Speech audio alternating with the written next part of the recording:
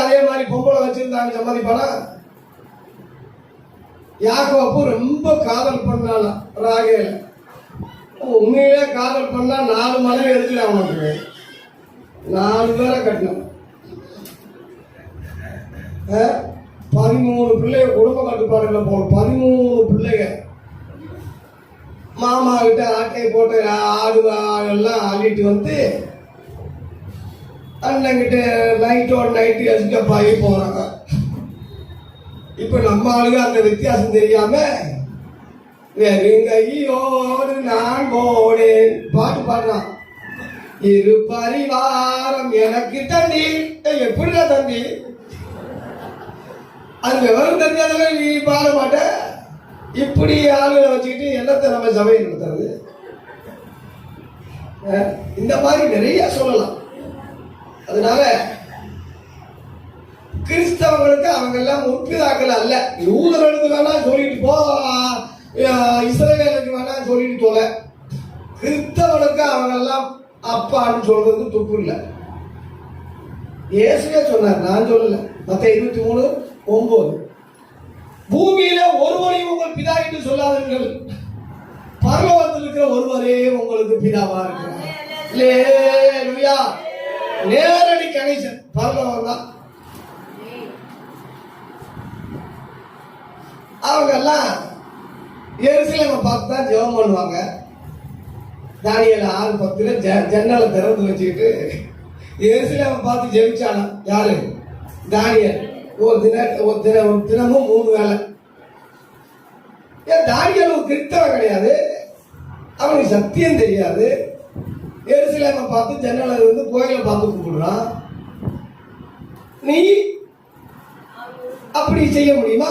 எதுக்கு தானியேல் ஜெபம்? தானியேல் உன்னை அப்படி ஆக்கி வச்சிருக்கா உன்னைய மனத்தனமா முட்டாத்தனமா?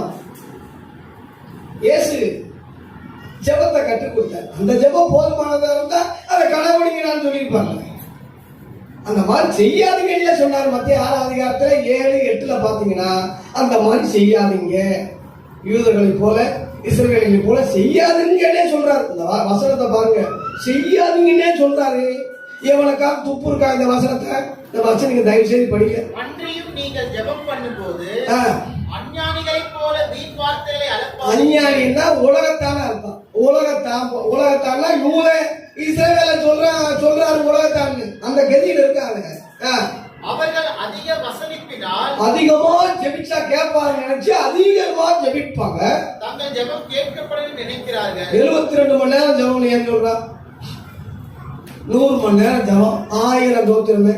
ஏன் 1001 இருக்க கூடாதா? அப்ப இவன் வந்து அந்த செட்டப்ல வர்றான். அம்மாவாசி ஜெபம், பவர் ஜெபம். எவன்டா சொன்னா உங்களுக்கு இதெல்லாம்? யார் சொல்லி கொடுத்தாங்க?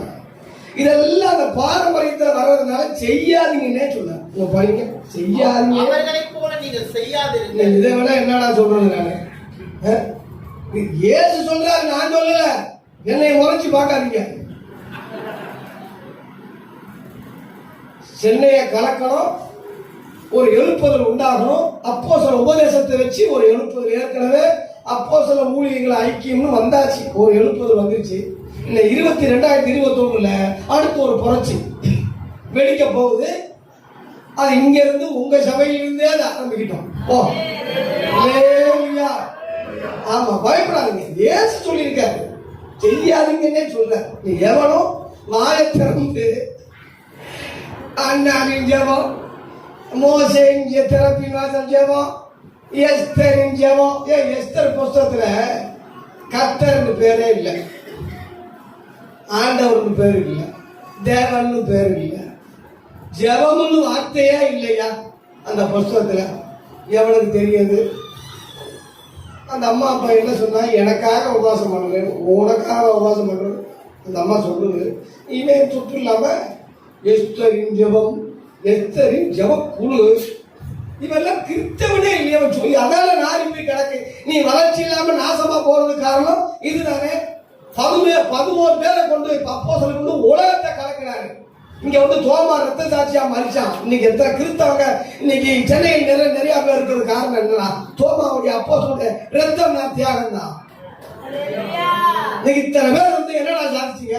கோடிக்கணக்கான சபை பெறுவது, ஒரு வீதிக்கு 10 சபை என்ன இருக்கு? உதரம் பெருத்தா உத்தரத்துக்கு ஆகாது, கழுத விட்ட கை நிறையான்னு சொன்ன மாதிரில இருக்கு.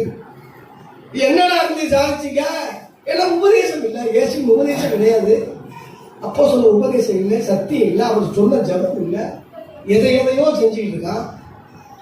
அதான் 9ஆம் வசனத்துல நீங்க ஜெபம் பண்ண வேண்டிய விதமாவது சொல்லி கொடுங்க. தயவு செய்து உட்காருங்க, சிரிக்கிறதுக்கு சொல்லல, சிந்திங்க. 9ல இருந்து 13 வரை இந்த ஜெபம் சொல்லி கொடுங்க. இதுல உள்ள ஆராய்ச்சி பண்ணி இதுல உள்ள காரியங்களை பேசு மகனே. அப்போஸ்தலர்கள் ஜெபிச்சிருக்காங்க, அதை கையாளு. அவங்க எதுக்காக ஜெபிச்சாங்க அதை சொல்லு. ஒரு ரகசியம் சொல்றேன், முத அப்போஸ்தலர் உபதேசத்தை தெரிஞ்சுக்கிட்டு அப்புறம் ஜெபிக்கிற ஜெபம் தான் கிறிஸ்தவங்க புதிய ஏற்பாட்டு ஜெபம். தொடங்கினதே அப்படிதான். அப்போஸ்தலர் 2:42 அவங்க அப்போஸ்தலர் உபதேசத்திலையும் அந்நியோன்யத்திலையும் அப்பம் பிற்குதிலையும் அப்புறம் தான் ஜெபம் பண்ணுவதில் உறுதியாய் தெரிந்திருந்தார்கள். ஜெபம் கடைசியில வருது, உபதேசம் முதல்ல வருது. வேதத்தை கேளாதபடி தன் செவியை விளக்குடைய ஜெபம் அருவருப்பானது. நீ சத்தியம் இல்லாம உன் ஜெபத்தை கர்த்தர் கேட்க மாட்டார். ஏன் பழைய ஏற்பாட்டிலே வச்சுக்க. நீ சொன்ன மாதிரி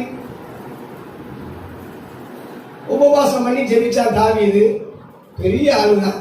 கேட்டாரா ஜெபம்? பிள்ளை சாகக்கூடாதுன்னு ஜெபிச்சான், கோயில்ல உபவாசம் பண்ணி ஜெபிச்சான். கதறி கதறி கதறி கதறி கதறி கதறி ஜெபிச்சான். 7 நாள் ஜெபிச்சான். 7ஆம் நாள்ல பிள்ளை செத்து போச்சு. ஏன் ஜெபத்தை கேட்கல? அவனே சொல்றான், இந்த அக்கிரம சிந்தை கொண்டிருக்கேன் தேவன் எனக்கு. அவனே அவனுக்கு தெரிஞ்சதுனாலதான் அப்புறம் ஆண்டவர் ஒன்றும் குறை சொல்லலாம், முறுமுறுக்காம டக்குன்னு குளிச்சுட்டு சாப்பிட்டு நீட்டா போனா தெரியும் போட்டுட்டு வரும். முடிஞ்ச அளவுல செஞ்சு பார்ப்போம்னாலும் செஞ்சிருக்கான். அதனால ஏன் சொல்றேன்னா, அதை பின்பற்றி கிறிஸ்தவன் ஜெபிக்காதே, செய்யாதே, போதிக்காதே, கையாளாத, இதைத்தான் நான் சொல்லணும். அப்ப யாரெல்லாம் இயேசுவை பின்பற்று, அவரால் நியமிக்கப்பட்ட அப்போஸ்தலர்களை பின்பற்று, அந்த உபதேசத்தை பின்பற்று. இயேசுவை பின்பற்றுனா 4 சுவிசேஷம், அவரால் அப்போஸ்தலர்கள் நியமிக்கப்பட்ட பின்பற்றுனா நிறுவனங்கள், வெளிப்பாடு, தரிசனம், வெளிப்படுத்தின விசேஷத்தை புரிச்சுக்க. இவ்வளவுதானே. பழைய ஏற்பாட்டை ஒரு நிழலாட்டமா உதாரணமா முன்னாடி நடந்தது வச்சுக்க, தப்பு இல்லை. அது வந்து பாவம் தப்புன்னு நான் சொல்ல வரல. பழைய ஏற்பாட்டை எடுத்துக்கிட்டாலும் பெண்களை எப்படி எதுக்காக நியமிச்சார்? ஆதியாகமம் 3ஆம் அதிகாரத்தில் 16-17 வசனத்திலே அவர் ஸ்திரியை நோக்கி, அவர் வந்து பொம்பளைய பார்த்து, நீ கர்ப்பவதியா இருக்கும்போது உன் வேதனையை பெருக பண்ணுவேன், வேதனையோடு நீ பிள்ளை பெறுவாய். சாபத்தை சொல்ற, வேதனையோடு நீ பிள்ளை பெறுவாய். அந்த அம்மாவுடைய ஆசை எல்லாம் புருஷனைத்தான் பற்றி இருக்கும். இயேசு கர்த்தர் 2வது தான், புருஷன் தான். அந்த அம்மா கணவனே கண் கண்ட தெய்வம் அந்த அம்மாவுக்கு. அந்த அம்மா பிறந்த உடனே டக்குன்னு பார்த்தது புருஷனை தான். புருஷன் பார்த்தது கர்த்தர, அந்த அம்மா பார்த்த கண் கண்ட தெய்வம் யாரு? புருஷன் தான். அதான் ஆசை உன் புருஷனையே பற்றி இருக்கும். அப்புறம் அவன் உன்னை ஆண்டு கொள்வான். ஆண்டு கொள்வனுக்கு பேரு தான் ஆண்டவன். உலகத்தை ஆளுகிறவர் ஆண்டவர், மனைவியை ஆளுகிறவன் ஆண்டவன். உலகத்தை கூட ஆண்டுலாம் போல் இருக்கு. ஒரு மனைவியை ஆளக்கூடிய, அதுதான் ஆண்டவர் 17ஆம் வசனத்தில் சொல்றாரு, உன் மனைவியின் பேச்ச கேட்டு. அவன் மேல உள்ள குற்றச்சாட்டு என்ன? உன் மனைவியின் பேச்ச நீ கேட்டு நான் உனக்கு விளக்கணக்கணிய புசித்த படியினால். இந்த வசனத்தை கவனம் கொள்ளணும். மனைவி பேச்ச கேட்கறது நான் சொல்லல, என்னை விட அதிகமா உன் மனைவியை நீ நேசித்ததுனாலே, நம்பினதுனால, அவளுக்கு நீ கீழ்ப்படிந்ததுனால ரொம்ப கடுமையான சாபத்தை பூமி உன் நிமித்தம் சபிக்கப்படும். இதுதான் சிலர் சொல்றாங்க, கர்த்தர் வந்து ஆதியாகமம் 16 அதிகாரத்துல சாராள் சொல்றபடி செய்யுன்னு ஆபிரகாமுக்கு சொன்னார்ல. எப்படி சொன்னாரு? என்ன அது அர்த்தம் தெரியுமா அவனுக்கு? அவங்க இப்படியாம போனா ஆதியாகமம் 15 அதிகாரத்துல பிள்ளை தரேன்னு சொன்னாரு. பிள்ளை இல்லையோ அது விரக்தியா இருக்கிறேன்னு சொல்லி நொந்து நூலாகுனா கிழமை குழந்தை தர்றேன் நிச்சயமா நான் சொல்றது நிறைவேற்றுவேன்னு சொன்னாரு. 6ஆம் வசனத்திலே அவன் தேவன் கர்த்தரை விசுவாசித்தான், அது அவனுக்கு நீதியாக எண்ணப்படுறது ரெக்கார்ட் ஆகிடுச்சு. பேசாம வாயை பொத்திட்டு இருக்காம 16ஆம் அதிகாரத்துல இந்த அம்மாவுக்கு விவரம் தெரியல. ஒரு வேலைக்காரி சுத்திட்டு தெரியுதா? நல்லா தான் தெரியுது. ஏய்யா எனக்கு வயசாகிட்டு இருக்கு, நமக்கு ஒரு பேர் சொல்றதுக்கு ஒரு குழந்தை வேணும்ல, இந்த பொம்பளை நீ வந்து கட்டிக்க. ஏதோ பாருங்க, ஒரு எதை விட்டு கொடுத்தாலும் ஒரு பொம்பளை இந்த காரியத்தை விட்டு கொடுக்க மாட்டா. சாரால நான் பாராட்டுறேன். என் புருஷன் செஞ்சது வேணுமே, நான் இப்படியே மறுபடியா சேர்த்தாலும் பரவாயில்ல, என் புருஷனுக்கு ஒரு அதான் ஆண்டவன் சொன்னாலும் அந்த அளவுல பாசமான பொம்பளை போகணும். அப்ப இவன் ஏமா இவ்வளவு அன்பா இருக்கிறீங்க, உன்னை விடவாப்பா எனக்கு, நீதாமா பிள்ளை, நான் உனக்கு பிள்ளை அப்படின்னு சொல்றது பஞ்சு டைலாக் பேசுறது விட்டுட்டு உடனே கீழ்படிஞ்சான். ஒரு வயசானவருக்கு அறிவு இல்லையான்னு கேட்க. ஏன் முன்னாடி 15 அதிகாரத்துல சொன்னது இவங்க நேரத்தையா தெரியும், முன்னாடி வேற சொன்னாரு, இப்ப வேற சொன்னாரு, திரும்ப திரும்ப சொல்லி கன்ஃபார்ம் ஆக்கியிருக்காரு. இவன் நம்புறதுக்கு என்ன? உடனே இந்த விஷயத்துல ஆகா நினைச்சுக்கிட்டே இருந்திருப்பான் போல் இருக்கு. இந்த அம்மாவுடைய தடையா இருந்ததுனால அவன் வாயாலே வந்து கர்த்தருக்கு தோத்திரம்னான்னு உடனே முடிச்சான். இது கர்த்தர்கிட்ட சொல்லல, ஆண்டவரே நீங்க இப்படி சொன்னீங்க, என் மனைவி இப்படி சொல்லிட்டு இருக்கா சொன்னானா ஐயா? இந்த விஷயத்தை மட்டும் உடனே கீழ்படுகிறான். துஷ்ட சந்ததி, அதுல 12ஆம் வசனத்துல துஷ்ட சந்ததி பிறந்தது இருக்குது. துஷ்டன் இன்ன வரைக்கும் தீவிரவாதியா இருக்கான், இன்ன வரைக்கும் உலகமே அவனால குழம்பிக்கிட்டு இருக்கு, இன்ன வரைக்கும் விட தெரியல. அப்படி ஒரு கேவலமான காரியத்தை ஆபிரகாம் செஞ்சுட்டான். அப்புறம் சக்கராத்தி சண்டை வராமையா இருக்கும். சண்டை வந்தவொடனே அப்புறம் வர்றாங்க கர்த்தர்கிட்ட. ஏண்டா முதல்ல வந்தியா, என் பேச்சு கேட்காம அந்த பொம்பளை பேச்சு அவன் மனைவி பேச்சு கேட்டேன், இப்பயும் அந்த அம்மா சொல்றதே செய்ப்போ. இதுக்காகத்தான் சொன்னேன். அதனால மனைவியை நேசிக்க கூடாது என்பது இல்லை, அன்பு கூடாது என்பது இல்லை, கர்த்தரை விட அன்பு கூறக்கூடாது.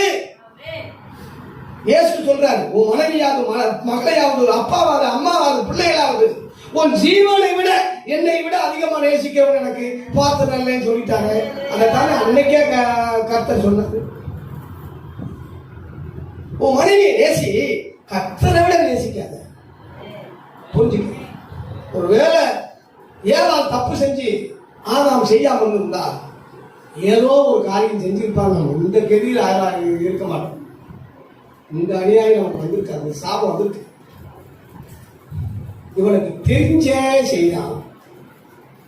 அவங்க குற்றம் சாட்டினா நீ கொடுத்த பொம்பளை தான் அப்படின்னு சொல்றான்.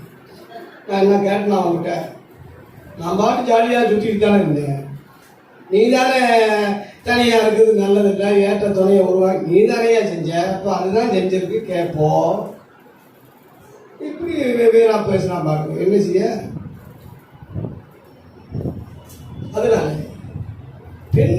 பெண்ணு ஏற்ற துணை, ஆணுக்கு துணையாளர். அவன் உன்னை ஆண்டு கொள்வான். சொல்ல மாட்டீங்களே, அவன் உன்னை ஆண்டு கொள்வான். அதனாலதான் 18ஆம் அதிகாரம் ஆதியாகமம் 18ஆம் அதிகாரத்திலே அந்த அம்மா சொல்லிச்சு ஆண்டவன் சொல்லிச்சு. 12ஆம் வசனமா, ஆகையால் சாரா தன் உள்ளத்தையே நகைத்து நான் கிழவியும் என் ஆண்டவன். அப்ப ஆண்டு கொள்வான் என்ற அந்த காரணத்தினாலதான் புருஷனை ஆண்டவன் அப்படின்னு சொன்னா. இதே வார்த்தை புதிய ஏற்பாட்டுல பேதுருவும் அதை கன்ஃபார்ம் பண்றான். 1 பேதுரு 3ஆம் அதிகாரம் 6ஆம் வசனம். 1 பேதுரு 3ஆம் அதிகாரம் 6ஆம் வசனத்துல இதே வார்த்தை அப்போ சொன்னாங்க. பேதுரு கூட பெரிய ஒரு ஊழியக்காரன் கன்ஃபார்ம் பண்றான். எப்படி?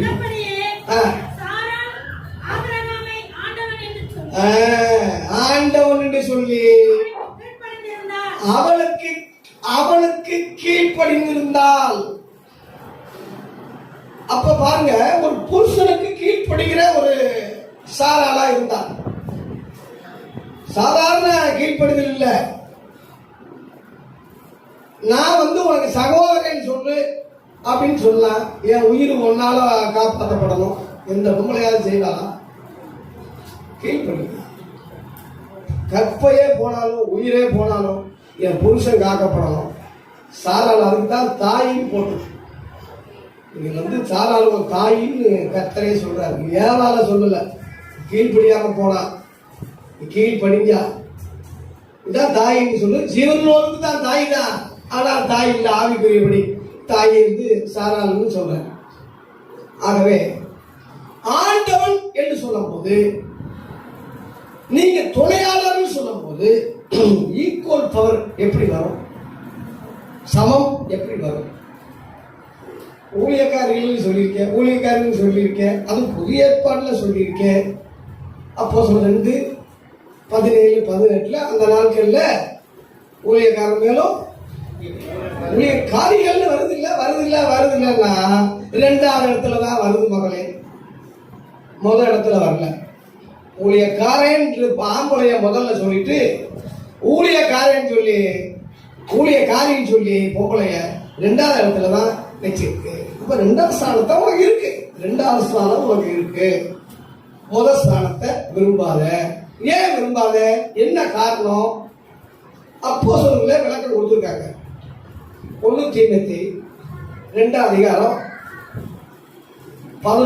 படிங்க. ஸ்திரீயானவள் எல்லாவற்றிலும் அடக்கமுடையவளாய் இருந்து. ஒரு பொம்பளை ஸ்திரீ சமஸ்கிருத பாஷை, அதனாலதான் பொம்பளைன்னா நம்ம தமிழ் யதார்த்தமான பேச்சு, அதனால கொஞ்சம் நகைச்சுவையா உனக்கு மதுரை பாஷை அப்படிதான் தெரியும். அதனால சொல்றேன். ஸ்திரீயானவள் எல்லாவற்றிலும் ஒரு பொம்பளை எல்லாவற்றிலும் எப்படி இருக்கணும்? அடக்கம் உள்ளவளா இருந்து அமைதலோடு கற்றுக்கொள்ள கிடவாள். கற்றுக்கொள்ளக்கூடியவர், அவர் கற்றுக்கொள்ளக்கூடியார். அப்புறம் உபதேசம் பண்ணவும், குறிப்பா போடு உபதேசம். ஆனா ஆலோசனை ஆண்டவனேன்னு சொல்லி ஏதாவது புத்திமதி இது வேற, உபதேசம் சொல்றது வேற. இப்ப இங்க பிரசங்கம் கேட்டு போய் உங்க வீட்டுல ரசிக்கப்படாத ஒரு புருஷனை போய் இங்க வாங்க புருஷனை உட்காருங்க, கர்த்தரப்பி சொல்லுவோம், கர்த்தரப்பி சொல்லுவோம், கர்த்தரப்பி சொல்லுவோம், இப்படி சொல்லுவா. உபதேசம் இப்படி இருக்கு. டீச்சர் மாத்தி கிளாஸ் எடுத்தீங்கன்னா அடிதான் விடும். அவன் தான் குடியார கோயிந்தா வாச்ச. அதனால அப்ப என்னையா செய்ய சொல்லுங்க அப்படின்னா, என்ன செய்ய சொல்லுங்கன்னா எப்படி ஆதாயம் பண்ண முடியும் அப்படின்னு பேதுருவே சொல்றான். இது அப்படியே பெண்டிங் வசனம் அப்படியே வச்சுட்டு 1 பேதுரு 3 வாங்க. 3ல் 2 போதனையின்றி உபதேசம் பண்ணாம உன் நடத்தையினாலேயே அந்த கேவலமான கோவிந்தாக்களை நீ ஆதாயம் பண்ண முடியும் மகளே, உன்னால முடியும். அவன் மோசமானவன் தான் 1ஆம் வசனத்துல போட்டுருக்கு. 1ஆம் வசனம் படிங்க. அந்தபடி மனைவிகளே, உங்கள் சொந்த புருஷருக்கு கீழ்ப்படிந்திருங்கள். புருஷன் வேற, சொந்த புருஷன் சொல்றது வேற. இந்த விஷயத்தை நீங்க புரிஞ்சுக்கீங்க. புருஷன் சொல்றது ஆண்கள்னு அர்த்தம். சொந்த புருஷன்னா உங்க சொந்தமான நீ எவ்வளவோ ரூபாயை கொடுத்து நீ அவர் வாங்கிட்ட. ஒரு பொருள் ஒரு கடையில் இருக்கு, அதுல நம்ம கிரையை செலுத்தி அந்த பொருளை வாங்கின பிறகு நமக்கு சொந்தமாயிருக்குல்ல, நம்ம என்ன பண்ணலாம் தெரியும். அதனால அதுதான் புருஷன், சொந்த புருஷன். இந்த வார்த்தையை இங்க அழுத்தி பேருந்து சொல்ல வேண்டிய காரணம் என்னன்னா, ஏவாள் சொந்த புருஷனுக்கு கீழ்ப்படியில, அந்நிய புருஷனுக்கு கீழ்ப்படியில. சாத்தான் ஒரு ஆண்பால் அழைக்கப்படுறான். அவன் இவன் வர்றதுனால ஆண்பால் அழைக்கப்படுறான். ஒரு புருஷன் சாணத்துக்கு வர்றான். அவனுக்கு உண்மையிலேயே கணவராக ஏற்படுத்தப்பட்டவன் ஆனாம். அவன் தான் சொன்னான், இந்த பழத்தை சாப்பிடாத, புருஷத்து நாளிலே சாகவே சாவாய் கர்த்தர் சொன்னாரு. ஏன்னா அப்ப ஏவாலே உருவாக்கப்படலை. அதனால அவங்கிட்ட சொன்னது அந்த மனைவி கிட்ட அவன் சொன்னான். இந்த அம்மாவுக்கு தெரியும், இதை சொல்ற அந்த பாம்பு கிட்ட. அதுக்கு அந்த பாம்பு விளக்கம் கொடுக்குறான். சாகவே சாவதில்லை, கண்கள்லாம் திறக்கும், தேவர்களை போல ஆயிடுவீங்க, நல்லது என்னன்னு சொல்லி அவன் ஒரு விளக்கம் கொடுக்கும்போது இந்த அம்மா யாருக்கு கீழ்ப்படிஞ்சா? சொந்த புருஷனுக்கு கீழ்ப்படிஞ்சாலா, புருஷனுக்கு கீழ்ப்படிஞ்சாலா? சொல்ல மாட்டீங்களே. புருஷனுக்கு தான் கீழ்ப்படிஞ்சா, சொந்த புருஷனுக்கு கீழ்ப்படிங்க. அதனால எல்லாமே தவறா போச்சு. அதனால பேதுரு சொல்றான், சொந்த புருஷனுக்கு, மனைவிகளே உங்கள் சொந்த புருஷனுக்கு கீழ்ப்படிங்க. பாஸ்டர் கொடுக்கிற மரியாதை கூட அவன் புருஷமார்களுக்கு சில பொம்பளைகள் கொடுக்கறது இல்லை. அது வேதனையான எங்க பாஸ்டர், எங்க பாஸ்டர், எங்க பாஸ்டர், உன் புருஷனை நாயை விட கேவலமா அவரை நீ நடத்துறது என்னடான்னு கேட்டா, மீட்டிங் தலைவர் நீ விளக்கம் சொல்ற, சிக்கல் ஒற்றிக்க வசன ஆதாரம் கிடையாது, எவன் சொன்னானோ தெரியல. ஏசிஐ மீட்டிங் தலைவர், உன் வீட்டுக்கு தலைவர் உன் புருஷன் தெரியுமா? உனக்கு தலைவர் உன் புருஷன் அப்படின்னு போட்டு வசனம். வசனம் 1 Corinthians 11 அதிகாரத்தில் 1 Corinthians 11 அதிகாரத்திலே ஸ்திரீக்கு தலை புருஷன், புருஷனுக்கு தலை கிறிஸ்து, கிறிஸ்துவுக்கு தலை தேவன். இந்த ஒழுங்கு அப்போஸ்தலன் சொன்னாங்க, சும்மா வேற யாரும் சொல்லல. அப்போஸ்தலன் சொன்னாங்க. சொல்லிட்டு என்ன சொன்னா 1ஆம் வசனத்துல, நான் கிறிஸ்துவை பின்பற்றுவது போல என்னை நீங்க பின்பற்றுங்க. அல்லேலூயா. நான் கிறிஸ்துவை பின்பற்றேன், கரெக்டா போதிச்சுக்கிட்டு இருக்கேன், என்னை நீங்க பின்பற்றுங்க. சபையை, நீ சபையா இருந்தா, கிறிஸ்தவனா இருந்தா, நேர்மையான ஒரு சகோதரியா இருந்தா இது நீ ஏற்றுக்கிறவ, கீழ்ப்படிவ, அடங்குவ. அதனால சொந்த புருஷன் கீழ்ப்படி. இரவு சுபத்துக்கு போகாத என்று சந்தேகப்படுறாரு. கொத்தருமாய் செய்வேன் போ, இயேசுவின் நாமத்தில் போ பிசாசின்னு சொல்லிட்டு நீ பைபிளத்துக்கு வந்தீங்கன்னா இளவு தான் கொடுக்கும். அங்க எப்படி கர்த்தர் நாம மகிமைப்படுறது? ஒரு பிரஜாதி, ஒரு ராஜா அந்த அம்மா அழகா இருக்குன்னு சொல்லி சகோதரின்னு போய் சொன்னா அதையே சகிச்சா. உயிரே மானம் தாயா முக்கியம், என் மானமே போனாலும் என் புருஷனை காப்பாற்றுவேன். அது என்ன சொல்றதுன்னே எனக்கு தெரியல. அந்த அளவுல ஒரு வெறி இருக்கக்கூடாதுன்னு தான் நான் நினைக்கிறேன். அந்த அவனே அவன் மூஞ்சில துப்புனான். ராஜாவே என்ன, அவன் உன் சகோதரின்னு சொல்றா, நீயும் ஆமான்னு தானே சொன்ன, நீ எல்லாம் பொம்பளை, உத்தம இருதயத்தோட தான் நான் செஞ்சதை தவிர வேற உலகத்தான் சொல்றான். கர்த்தர் அதுக்குத்தான் நான் உன்னை பேசாம விட்டு அவன் இன்னொருத்த மனைவி அனுப்பி விடுறான்னு சொல்றான். அவன் வெள்ளியும் பொண்ணு ஆடு மாடு ஒட்டகமெல்லாம் அந்த அம்மாவால கொடுத்தான். அவ்வளவு கோபமாக திரும்ப அதெல்லாம் ரிட்டர்ன் வாங்கல. அவன் எல்லாம் மனுஷன் நல்ல வருமானம் தொடர்ந்து செய்ய ஆரம்பிச்சான். சீமான் ஆயிட்டான். ஆதியாகமம் 12 ஆண்டி பட்டாரமா வந்தவன் ஒரே அதிகாரம் தான் 13ஆம் அதிகாரத்திலே சீமானா இருந்தான். எப்படிதான் இருந்தா சீமானா? நிலமை பார்த்தா தான் தெரியும். இதே ஈசாக்கு கடைபிடிச்சான். அப்பனுக்குள்ள தப்பாங்க. ஈசா கடைபிடிச்சா அவன் மனைவியும் சகோதரின்னு தான் சொன்னான். அப்புறம் அண்டர் கவர்ல மனைவியோட விளையாண்டு இருக்கும் போது ஜன்னல்ல பார்த்துட்டான். எங்களெல்லாம் என்னத்தை சொல்றது, எப்படி பின்பற்ற முடியாதெல்லாம் சும்மா ஒரு கதைகள் சரித்திரமா நம்ம பார்த்துக்கிற வேண்டியதான், செஞ்சுக்கிற வேண்டியதான். ஒரு பின்பற்றக்கூடாத கிறிஸ்தவங்கள அறியாமை உள்ள காலம், காட்டுத்தனமான காலம். அந்த நேரத்திலேயாவது கர்த்தரை நம்பி வந்தானே, அதைத்தான் கர்த்தர் பார்த்தாரு தவிர இந்த அண்டர் கவுண்ட் காரியங்கள்லாம் பார்க்கல. அதனால நம்ம இதெல்லாம் நோண்டுனா அசிங்கம் தான், குப்பை நோண்டுனா குப்பை தானே வரும். அதனால இந்த காரியங்கள்லாம் பழைய ஏற்பாடு உட்காருன்னு சொல்லி ஒதுக்கிட்டோம். நம்ம கடைபிடிக்க வேண்டியது. உதாரணம் அப்போஸ்தல உபதேசம், அந்த சபையில் உள்ள பாரம்பரியம், அந்த அந்த ஆண்டவர் என்ன அவங்களை கொண்டு சொல்ல வச்சாரு, இதுதான் நம்ம ஊழியமே தவிர வேற அல்ல. உபதேசம் பண்ணவும், அதிகாரம் செலுத்தவும். தீங்க வந்தீங்களா? கரெக்டா விவரமா இருக்கீங்களா? புருஷன் மேல் அதிகாரம் செலுத்தவும், ஸ்திரியானவளுக்கு உத்தரவு கொடுக்கறது இல்ல. அதிகாரம்னா ஞானஸ்தானம் கொடுக்க அதிகாரம், ராபோஜனம் கொடுக்கிறதுக்கு அதிகாரம் இல்லை.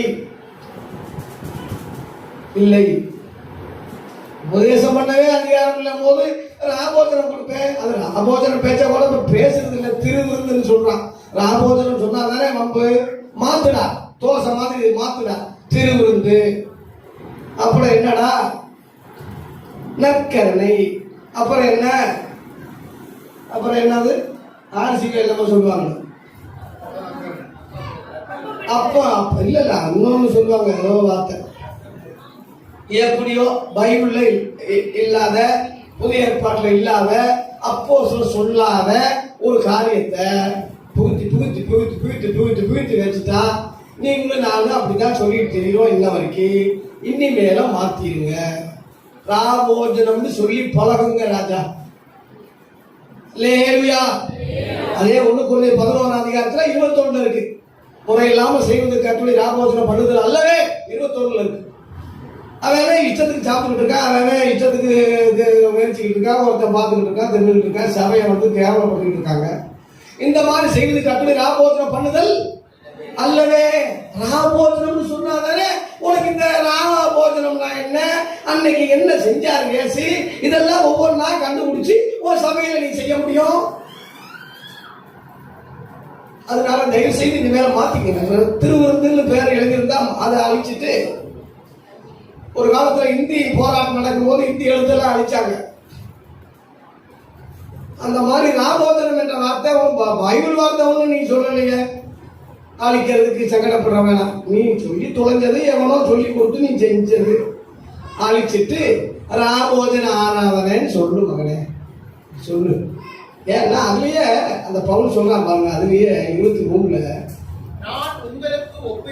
நான் உங்ககிட்ட ஒப்பு கொடுத்த இந்த ராபோஜனத்தை கர்த்தரிடத்துல பெற்றுக்கொண்டேன். என் பிஷப் கிட்ட பெற்றுக்கொண்டேன், என் ரெவரண்ட் கிட்ட பெற்றுக்கொண்டேன், என் போப்பு கிட்ட பெற்றுக்கொண்டேன், என் பிஷப் கிட்ட பெற்றுக்கொண்டேன். இன்னைக்கு சொல்ற ஆளுகளை சொல்றான். அதனாலதானே மார்க்காம இருக்கான். வசனம் சொன்னாலும் உண்மைதான் பிரதர், ஆனா எங்க ரூல்ஸ் அப்படி இல்லை, எங்க சபஸ்தா அப்படி இல்லை, எங்க பாஸ்டர் அப்படி இல்லை. ஏன்டா இயேசுவை விட உன் பாஸ்டர் பெருசா, அப்போ சொல்ல உபதேசத்தை விட ஒரு ரூல்ஸ் பெருசா, ஒரு சாபனம் பெருசா, ஒரு சபையை பெருசா? இதுவே ஒரு கண்டனத்துக்குரியது இல்லையா? இதுவே ஒரு தப்பு இல்லையா? இந்த வார்த்தையே ஒரு கண்டனத்துக்குரியது. அவன் எப்படி ஊழியக்காரனா இருக்க முடியும்? கர்த்தருக்கு மேல எல்லாத்தையும் வச்சுக்கிட்டு அதன்படி செஞ்சுக்கிட்டு இருந்தீங்கன்னா நீ கர்த்தருடைய ஊழியக்காரன், இயேசுவின் ஊழியக்காரன் எப்படி சொல்ல முடியும்? மாத்த வேணாமா இதெல்லாம்? கர்த்தரிடத்தில் பெற்றுக்கொண்டேன். உங்களிடத்துல ஒப்பு கொடுத்தத பேதர்கிட்ட பெற்றுக்கொண்டேன், அப்போஸ்தலர்கிட்ட பெற்றுக்கொண்டேன் பவுல் சொல்லல. கர்த்தரிடத்தில் பெற்றுக்கொண்டேன். என்னவெனில் காட்டி கொடுக்கப்பட்ட அன்று ராத்திரியிலே அவர் அப்பத்தை எடுத்து ஸ்தோத்திரம் பண்ணி பிட்டு சீசன்ல கொடுத்தாரு. அப்படியே நீங்க வாசிக்கும் போது அது ராபோஜன காரியம் உங்களுக்கு தெரியும். வாசிக்க டைம் இல்ல, வாசிக்குங்க. இந்த இடத்துல அப்போஸ்தலனாகிய பவுல் அந்த காரியத்தை செய்தான். இயேசு அதை ஆரம்பிச்சாரு, சீசர்களுக்கு ஆரம்பிச்சாரு, செய்ய சொன்னாரு. நான் வர்ற வரைக்கும் செய்யுங்கன்னு சொல்லி இங்க 26 இருக்கு பவுல் சொல்றான். இதுல பெண்களுக்கு எங்க இடம் இருக்கு? நீங்க யாராவது செஞ்சதாக காட்டுங்க. இயேசு நினைச்சிருந்தா அவங்க அம்மாவை ஆக்கிருக்கலாம். நான் சொன்னேன் சகோதரி பண்பையில் ஏதாவது ஒரு சகோதரியா வாங்க சகோதரி எனக்கு அடுத்து நீ இப்ப வாங்கலான்னு சொல்லி நியமிச்சிருக்கான். சகோதரர்கள்ல 2 பேரை அப்போஸ்தலர்கள் ஆக்குன இயேசு, யூதா யாக்கோபு 2 பேரும் அப்போஸ்தலர்கள் ஆகிட்டாங்க. விசுவாசி வாங்கி அப்புறம் அப்போஸ்தலர்கள் ஆகிட்டாங்க, ஊழியக்காரனா வந்துட்டாங்க. சகோதரிகளை ஆக்கல, இன்னும் சொல்ல போனா அம்மாவை ஆக்கல. அந்த மாதிரி ஆரம்பத்திலிருந்தே கட் பண்ணிட்டு வந்தார். 12 வயசுல இந்த அம்மா இயேசுவை தொலைச்சிட்டார். பண்டிகை கொண்டாடுறாளாம். லூக்கா 2:41 பஸ்கா பண்டிகை வருஷம் கொண்டாடுறது வழக்கமா? நீ வருஷம் பண்டிகை கொண்டாடுற வழக்கம் இருக்கா மகளே? வருஷம் பண்டிகை கொண்டாடுறியா? இயேசுவை தொலைச்சு வேணாம், தொலைச்சிட்டாச்சு. பண்டிகை கொண்டாடுற கிறிஸ்தவர்கள் இயேசுவை தொலைப்பார்கள், தொலைத்து விட்டார்கள். அந்த இயேசுவை எங்கே தேடுவேன்? நான் என் வீட்லையும் தேடுவேன், அங்க இல்ல. பிரயாணக்காரர்களையும் தேடுவேன், இல்ல. பண்டிகார கூட்டத்துல தேடுவேன், இல்ல. தேவாலயத்திலே இருக்கிறார். 3 நாளைக்கு பிறகு தேவாலயத்தில் இருக்காருயா இயேசு. பண்டிகை கூட்டத்தில் இருக்க மாட்டார், உறவில் இருக்க மாட்டார், உங்க வீட்டுக்கு ரிட்டர்ன் போற ஆள் இல்ல, தேவாலயத்தில் இருக்கிறார். இவனெல்லாம் போய் என் மகனே விசாரத்தோடு தேடினமே, உங்க அப்பாவும் நானும் ஏன்ப்பா இப்படி செஞ்சுட்டேன்னு சொல்லும் போது ஐயோ அம்மான்னு கதறி அழுகிறது விட்டுட்டு என்ன சொல்றாரு, என்னை ஏன் தேடுறீங்க? 12 வயசுல எவ்வளவு மெச்சூரிட்டி, எவ்வளவு அந்த அழைப்ப சொல்றேன். என் பிதாவுக்கு அடுத்தவங்களே செய்கிறது உங்களுக்கு தெரியாதா? அன்னைக்கே அந்த தேவ சித்தத்தை சொன்னாரு. என்னை ஏன் தேடினீங்க தான் சொன்னாரு. அந்த அம்மா ஒன்றும் விளங்கிக்கலன்னே போட்டுருக்காங்க. எப்படி தெய்வமாகும் எங்களுக்காக வேண்டிக் கொள்ளும் மன்னராக்கிய வேளாங்கண்ணி மாதாவே, பூண்டி மாதாவே வெக்கம் இல்லாம கும்பிடுறிய 3 நாளா ஏன் அந்த சாமி தேடணும்? சாமியா இருந்தா அத்திமரத்தின் கீழ் இருக்க கண்டேன்னு ஏன் சொன்ன மாதிரி தேவாலயத்தில் இருப்பாருன்னு கண்டுபிடிச்சிருவாங்க. 3 நாள் தேடணும் என்னையா இருக்கு ஒரு சாமிக்கு?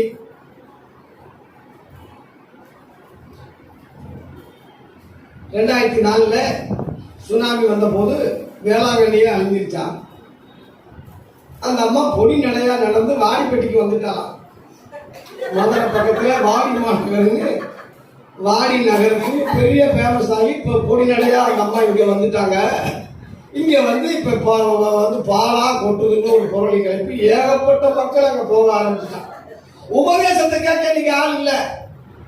ஒரு அடையாளம், ஒரு அற்புதம், ஒரு காரியம் செஞ்சுட்டா உடனே கூட்டம் ஏறாங்க.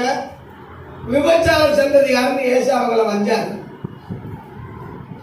மத்திய 16:4 இந்த விபச்சார சந்ததியார அடையாளத்தை தேடுறாங்க.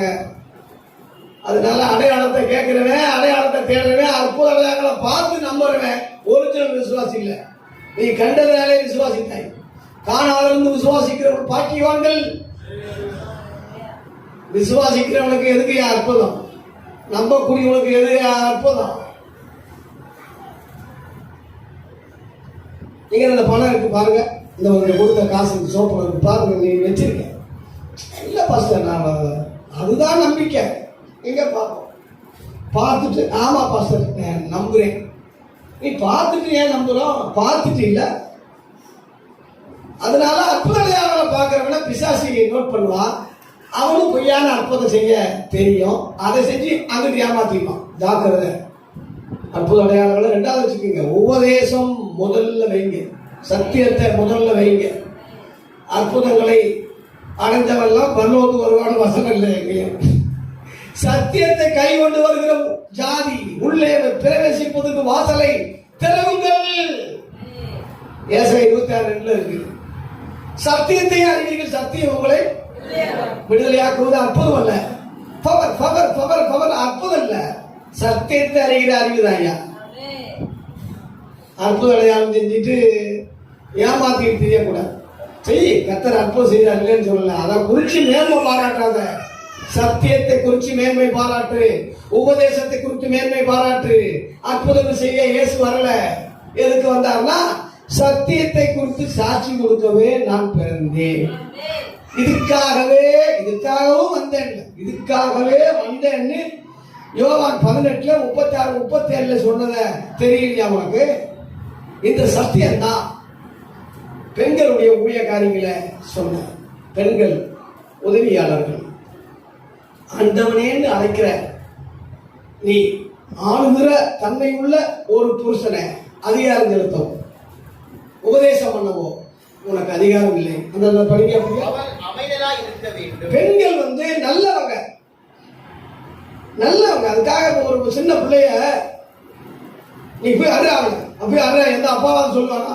சண்டை போட்டா என்ன வந்தாலும் ஒரு தகப்பன் சொல்லுவானா? எப்ப வரப்பா பாப்பா இருப்பா நான் போறேன் ஒரு தகப்பன். அது மாதிரிதான் பெண்கள் வந்து நடு ரோட்டுக்கு வரக்கூடாது. வெளியரங்கமா வந்து போய் சண்டை போடவோ வைக்கணுமோ ஒரு அரசாங்கமோ அந்த மாதிரி கூடாது.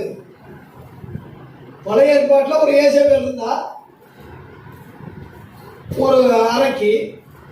அதே மாதிரி புதிய ஏற்பாட்டில் அதே பேர்ல ஒரு பொம்பளை இருந்துச்சு, ஊழியக்காரனுடைய மனைவி. அது அந்த அம்மா செஞ்ச அட்டுழியங்கள்லாம் பார்த்தீங்கன்னா இயேசுக்கே கோபம் வந்துச்சு, கண்ணு செவந்து.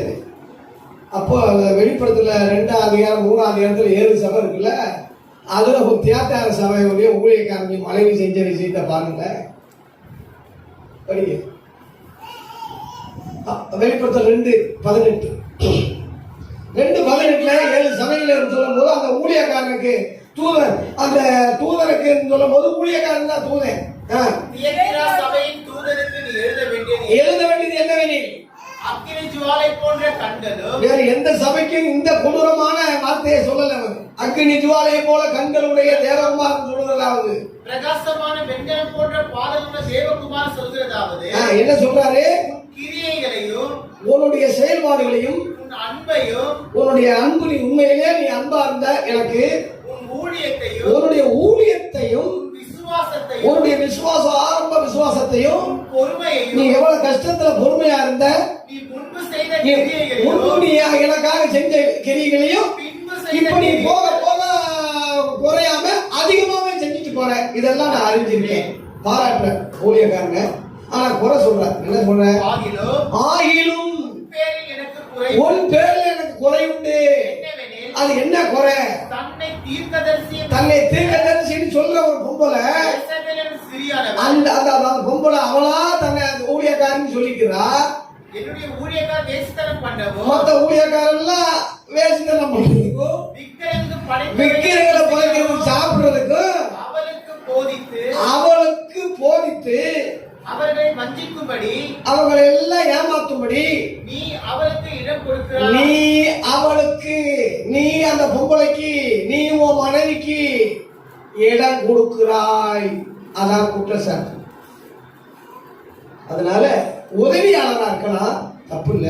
தலைமைத்துவத்துக்கு நீ கொண்டு வந்தீங்கன்னா, உன் ஸ்தானத்துக்கு நீ கொண்டு வந்தீங்கன்னா, உன்னுடைய ஊழியத்தை நீ இழந்துட்டேன்னு. உன் ஸ்தானத்துல, அதாவது உனக்கு தலையா உன் மனைவியை கொண்டு வந்துட்ட, அந்த அர்த்தம் தான். உனக்கு தலை கிறிஸ்து, உனக்கு தலை உன் மனைவியா வந்துட்டா, அது ஒழுங்கா? சகலமும் ஒழுங்கும் கிரமமா செய்யப்படுறதுனா உன் தலை கிறிஸ்துவா இருக்கணுமே தவிர உன் தலை யாரா இருக்கக்கூடாது? மனைவியா இருக்க. உதவியாளராக மனைவியை தப்புன்னு இல்லை நான் சொல்லுவேன். மரியாதைக்குரியவங்க, கனத்துக்குரியவங்க, மரியாதை பாதுகாக்கப்படக்கூடியவங்க,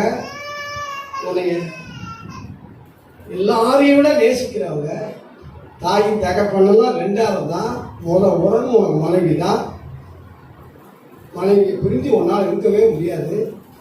அப்பா விட்டு பிரிஞ்சிருக்கலாம், அம்மா விட்டு பிரியலாம், பிள்ளைகளை விட்டு பிரியலாம். உன் மனைவியை விட்டு ஒரு நைட்டு நிம்மதியாக நீ தூங்க முடியாது. அப்படி உறவு கர்த்தர் ஒரே சரீரம்னு வச்சுட்டாரு, இல்லைன்னு சொல்லல. ஆனா உனக்கு கொடுத்த அந்த பதவிக்கு நீ தான் பொறுப்பே தவிர எனக்கு உதவி செய்யுமா, சோறு போடுமா உதவி செய்யுமான்னு சொல்லலாம். ஊழியத்துக்கு உதவி செய்யுமான்னு சொல்லி அப்போ ஸ்தானத்துல வச்சு நீ ஞானசாரம் கொடு, நீ ராபோஜனம் கொடுன்னு சொல்லி நீ தலைமைத்துவம் டெடிகேட் பண்ணி நீ வச்சீன்னா கர்த்தர் உன்மேல் குற்றம் சாட்டுவார்.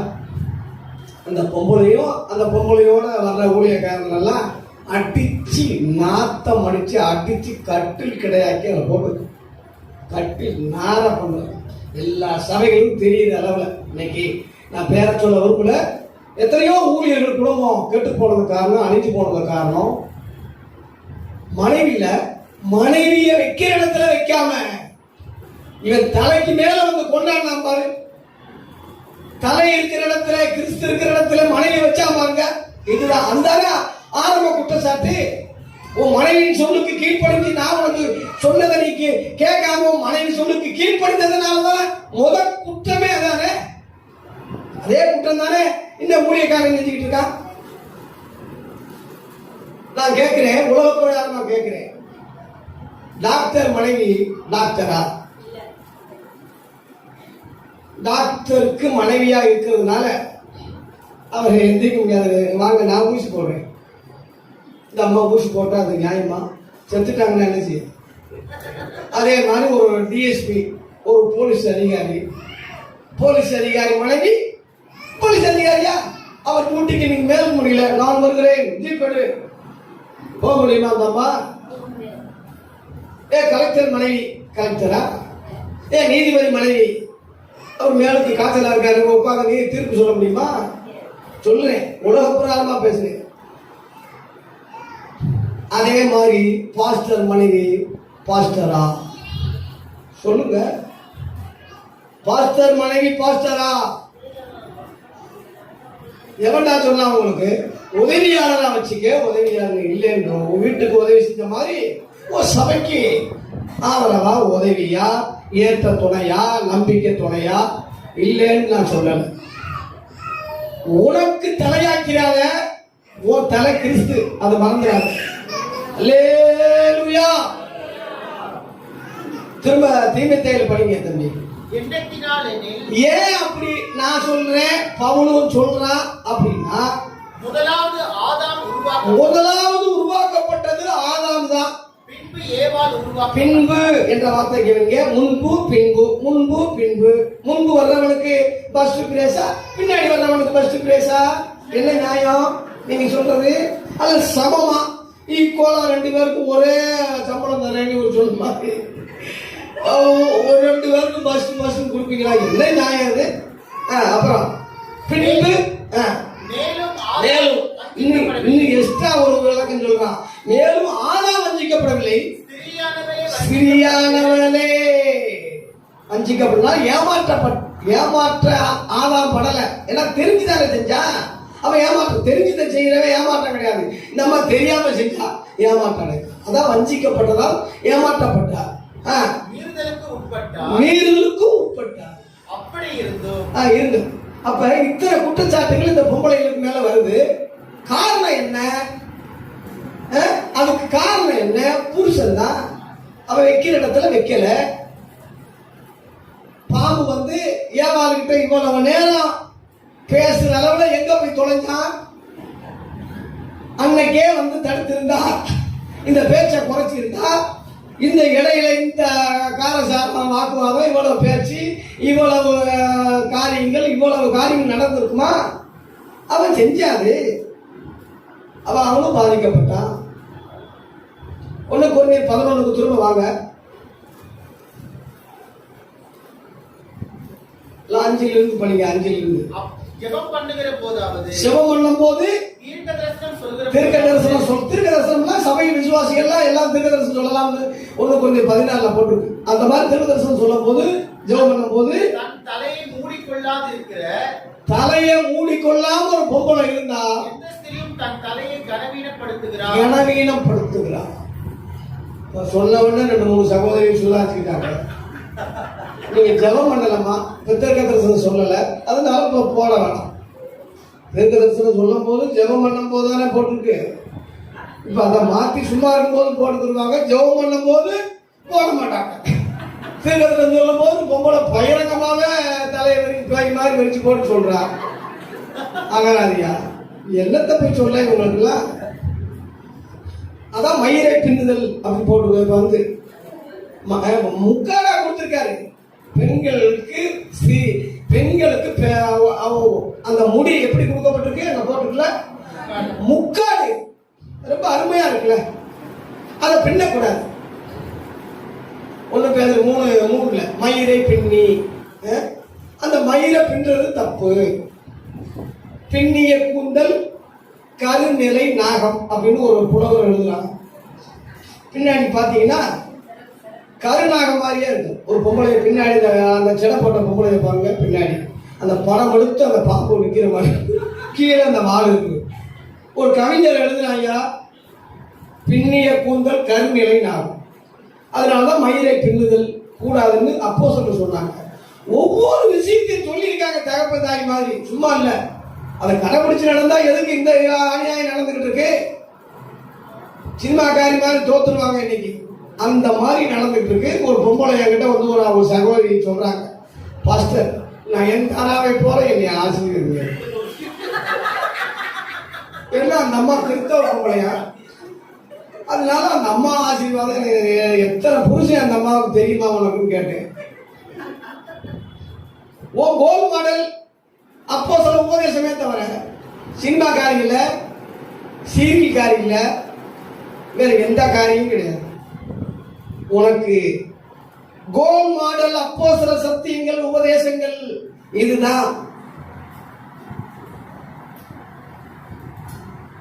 1 கொரிந்தியர் 14 அதிகாரத்தில் 15 பாருங்க. இப்படி இருக்க செய்ய வேண்டியது என்ன? அதாவது நான் ஆவியோடு 24 பாருங்க.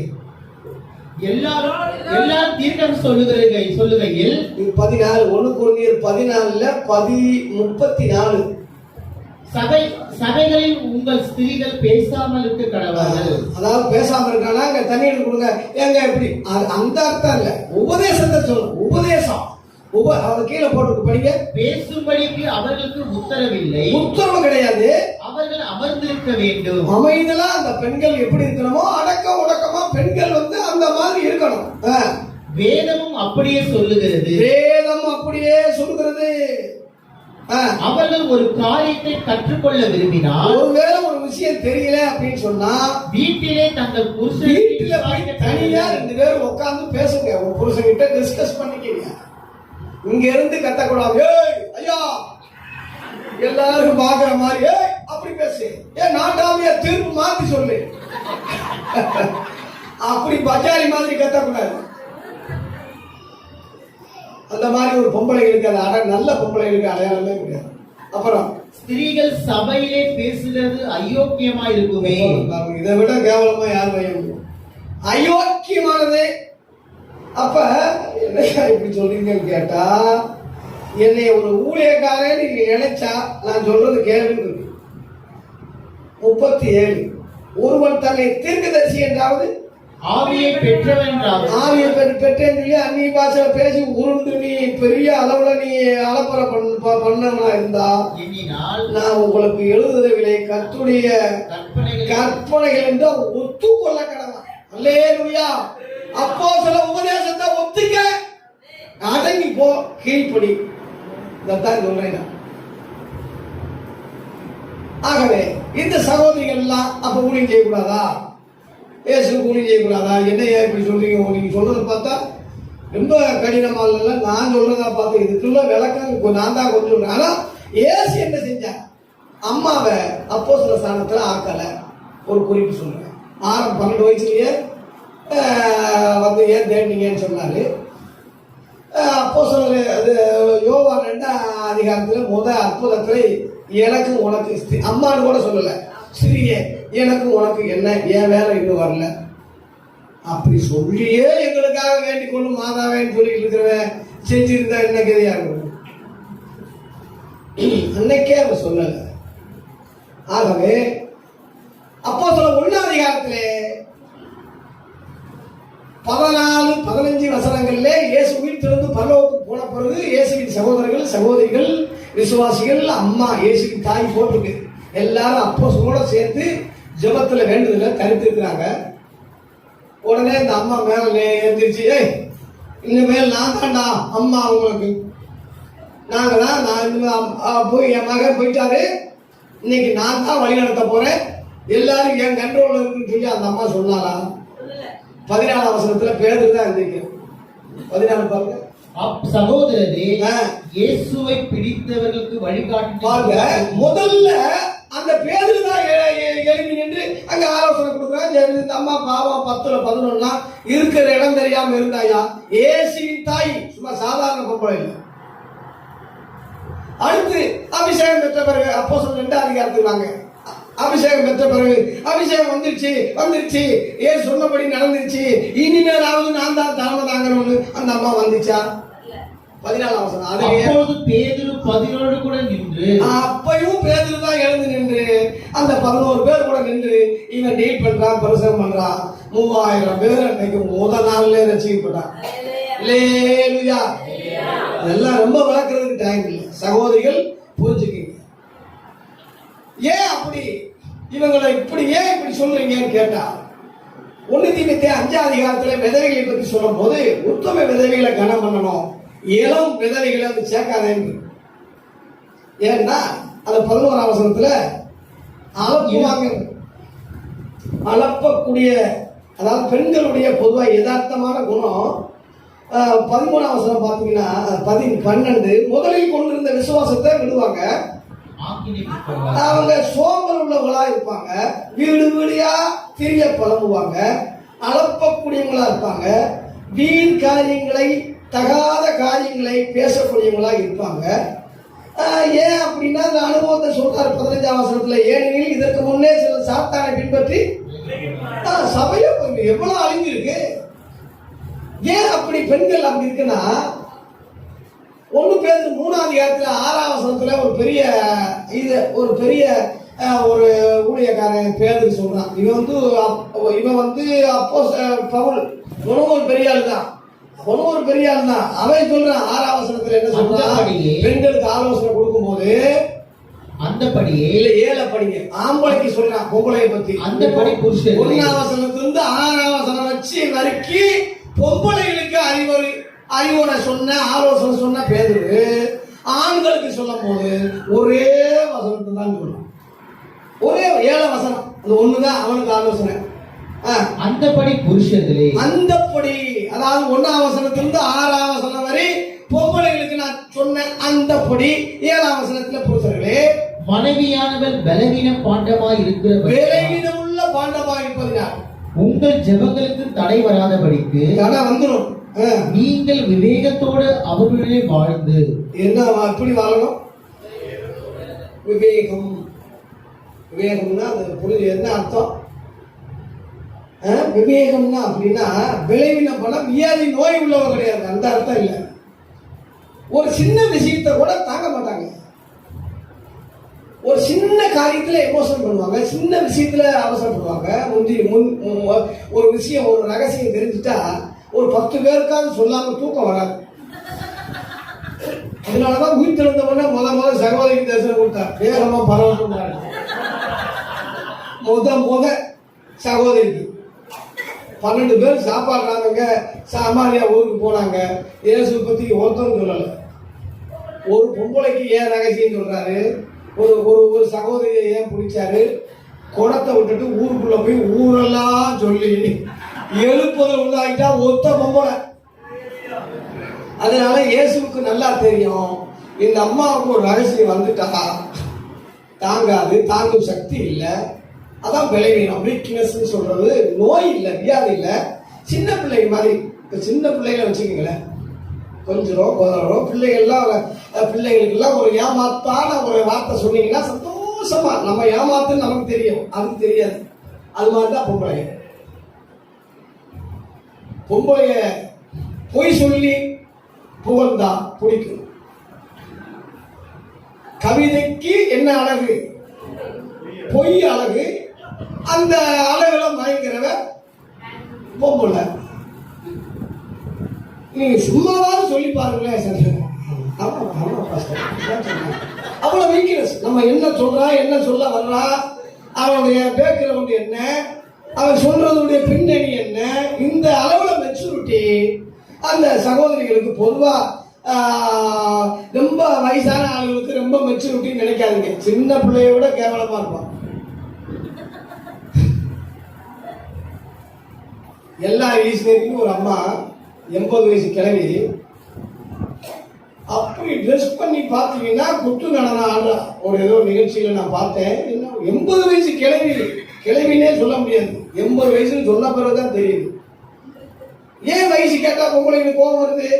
அவ்வளவு வீக்னஸ், அவ்வளவு விளைவிடமா இருக்காங்க. உள்ளபடி சொல்ல மாட்டாங்க. ஆண்கள் போல சாதாரணமா யதார்த்தமா சரியா ஒரு சட்டையை போட்டா சரி கலந்து அப்படி என்ன ஏன் வர மாட்டாங்குது? எத்தனை அலங்காரம், எத்தனை காரியம், இங்க குத்து இங்க குத்துறது, இங்க காதெல்லாம் குத்தி மூக்கு குத்தி. ஏன் ஒரு கிறுக்கு லூசா? நான் கேட்கிறேன். நம்ம லட்சணம் உள்ளவங்களுக்கு அலங்கரிப்பு வேண்டுவதில்லையே. ஏன் ஆம்பளை இந்த அநியாயம்? சாதாரண ஒரு நிகழ்ச்சி கிளம்பணும்னா சேட்டைக்கு போட்டு கரெக்டா போயிடுவான். நீ ஈக்குவல்னு சொல்ற. 1.5 மணி நேரம் 2 மணி நேரம் கிளம்ப மாட்டாங்க. கண்ணாடிக்கு முன்னு நின்னா அதோட முடியுது. உனக்கு எத்தனை ட்ரெஸ் பீரோல பாரு. ஆம்பளைக்கு 2 கையில் இருந்தா போதும். நீட்டா போயிடுவான். ஒரு நிகழ்ச்சி வந்தா எல்லாம் பொம்பளைகளுக்கு வாங்கியே ஓயிடுது. இவனுக்கு என்னன்னா ஒரு கைலி வாங்கிங்க, ரம்ஜான் பண்டிகையா கைலி வாங்குறது, கைலியே வாங்கி அடைக்கிட்டு இருக்க. ஒரு நிகழ்ச்சி வந்தா அவனுக்கு வாங்கணும், இவனுக்கு வாங்கும், இவனுக்கு வாங்கும், இங்க வாங்கு, எனக்கு வாங்கு, அதுக்கு வாங்கு. அப்ப உங்களுக்கு என்ன வாங்கணும்னு கேட்டா அவன் சொன்னானா பிச்சை தான் வாங்கணும். இப்படி வாங்கிட்டு தெரிஞ்சா வீக்னஸ், வெளியில உள்ள பாடம். அதெல்லாம் ஒரு சில புத்திசாலிகள் இருக்காங்க. குணசாலியான ஸ்திரியை கண்டுபிடிப்பவன் யார்? விலை கண்டுபிடிக்க வேண்டியதா இருக்கு. கண்ட இடத்துல இருக்காது, கண்டுபிடிக்கணும். ஒரு முத்து லேசா கண்டுபிடிக்க முடியுமா? அந்த அளவுல ஒரு குணசாலிய ஸ்திரிய கண்டுபிடிப்பவன் யார்? சாதாரண ஆளுல சொன்னவன் 1000 கட்டி வாழ்ந்தவன், 1000ல் ஒருத்தி அம்மா நீ இன்னும் உலகத்தானாலும் ஒரு பாட்டு பாடி தொலைஞ்சான். இவன் 1000ங்களுக்குள்ள ஒருவனை கண்டேன், இவங்களுக்குள்ள ஒருத்திய காணலன்னு சொல்றான். ஒருத்திய கண்டு ஒருத்திய கட்டியே ஆண்டி பண்டாரமா போகிற காலத்துல, சன்னியாசியா போகிற காலத்துல 1000 எங்க விளங்கும்? கடைசியில மாயை மாயை எல்லாம் மாயைன்னு செத்தான். 8 வயதான் செத்துருப்பாங்க நினைக்கிறேன். கிரியோன்னு ஒருத்தனா, கிரியோன் பட்டேன், ஏன் பட்டேன்? கிரியோன் கிரியோன் இன்டர்நேஷனல் அந்த மெம்பர்களுக்கெல்லாம் இங்க கிரியோன் கிரியோன் கிரியோன் 70 பிள்ளைங்க அவனுக்கு ஒப்பாட்டிக்க வச்சிருந்த நிறைய ஏகப்பட்ட பொம்பளை கெடுத்தான்னு சத்திர பாருங்க. அவனை எப்படி நீ தலைவராக எடுத்துக்க முடியும்? வெக்கம் இல்லாம எந்த பக்கம் பார்த்தாலும் முற்றிலும் பரிசுத்தர் இயேசு ஒருவர் தான். அவனுக்கு தலைவராக வைக்கிறது துப்பு இல்லாம இப்படி கண்ட இடத்துலையும் தெரிஞ்சுக்கிட்டு, அதனாலதான சபையெல்லாம் நாட்டம் படிச்சுக்கிட்டு இருக்கு. அதனால ஒரு புட்டஸ்டாண்டு சபை செய்தா, ஆர்சி செய்தா, அவன் செய்யறானா? பெந்தை கோசுக்காரங்க சில ஆளுங்க சத்தியம் தெரியாம செய்யறாங்களா? நீ செய்யாத. நிருபங்கள்ல என்ன சொல்றேன்? நான் தட்சிணாமூர்த்தி பாஸ்டரை பாராட்டுகிறேன். அவர் இந்த செய்தி எனக்கு சொல்ல வேண்டிய அவசியம் இல்லை, பகிரங்கமா நோட்டீஸில் போட வேண்டிய அவசியம் இல்லை. நான் தலைமை போகுது, நான் சொல்றேன், என் ஆர்டர் இந்தாங்க செய்யுங்கன்னு சொல்லலாம். ஏன் எனக்கு சொல்லி அதுக்கு ஒரு விளக்கம் சொல்லுங்க, வசன அடிப்படையில் சத்தியத்தை சொல்லுங்கன்னு ஏன் சொல்றாரு? அதுதான் தாழ்மை, அதுதான் உண்மை, அதுதான் கரெக்ட். அதனால இந்த சத்தியம் எல்லாம் கிடைக்குது. இல்ல அதனால எல்லா ஊழியர்களும் என்னைய கூப்பிட முடியாது. நான் பேசுறது அப்படி.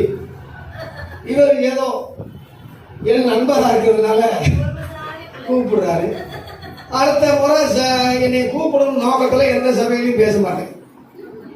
இன்னைக்கோட நான் இப்போ கிளம்பி போனாலும் பரவாயில்ல தான் பேசுவேன். ஆனாலும் மனச கணக்கில் கூப்பிட்டு இருக்காருன்னா ஆச்சரியம். இப்படி ஒரு போதகர் ஒரு கிடைச்சது ஆச்சரியம். ஒரு நல்ல தேவ மனுஷன், நான் பாராட்டுறேன். என்னை சிநேகிதர்னு சொல்ற அளவுல, முதல்ல ஐயான்னு சொன்னாலும் அப்பான்னு சொன்னாலும் சிநேகிதர்னு சொல்ற அளவுல என்னை தூக்கி பிடிக்கிறாரு. ஏசாதான் சொல்றாரு. நல்லா பழகின பிறகு சொன்னார், உங்களை இனிமேல் ஊழியக்காரன்னு சொல்ல மாட்டேன், சரி ஃப்ரெண்டுன்னு சொல்றேன்.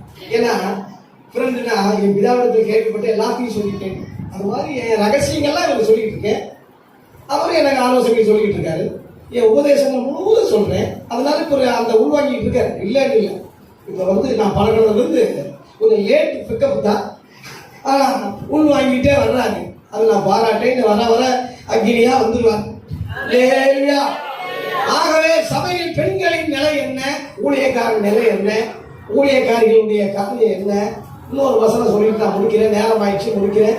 1 தீமோத்தேயு 2ஆம் அதிகாரத்திலே சொல்லிட்டேன். 3ஆம் அதிகாரத்தில் 1 தீமோத்தேயு 3ஆம் அதிகாரத்திலே 1லிருந்து 5 வரை தலைமை ஊழியக்காரனுக்கு சொல்ற ஆலோசனை. தலைமை ஊழியக்காரன் கண்காணியானவன் விரும்புகிறவன். கண்காணின்னா மேற்பேன், ஒரு ஹெட்டு உள்ள மேற்பேன். இதெல்லாம் சொல்றதுக்கு டைம் இல்லை. அவன் தண்ணி அடிக்கக்கூடாது, இழிவான அசலாயம் செய்யக்கூடாது, அடிக்கக்கூடாது, சண்டை போடக்கூடாது. ஒரே மனைவின்னு சொல்லலை, ஒரே மனைவின்னு தான் போட்டு. அமெரிக்காவில் பார்த்தீங்கன்னா ஏகப்பட்ட மனைவியை வச்சிருப்பான். பால்சரை சொல்றேன், வேலை செஞ்சுக்கிட்டு இருப்பான். ஒரு குறைஞ்சதும் ஒரு 4-5 மனைவி வச்சுக்கிட்டு இருப்பான் அமெரிக்காவில். தெரியுமா உங்களுக்கு? அவன் இங்க வந்த உடனே துரை வந்துட்டாரு. ஏதோ 70 மாதிரி போடுவான். இவன் அதை கம்மிக்கிட்டு என்னென்னமோ ஃபில்டர் பண்ணி அவன் கையை வைக்க ஆசிரியர் வைக்கிறது எத்தனை பொம்பளை எடுத்தாலும் யாருக்கு தெரியும். இங்க போட்டு ஒரே மனைவி, ஒரு உண்மை உள்ள ஊழியக்காரனுக்கு ஒரே மனைவி.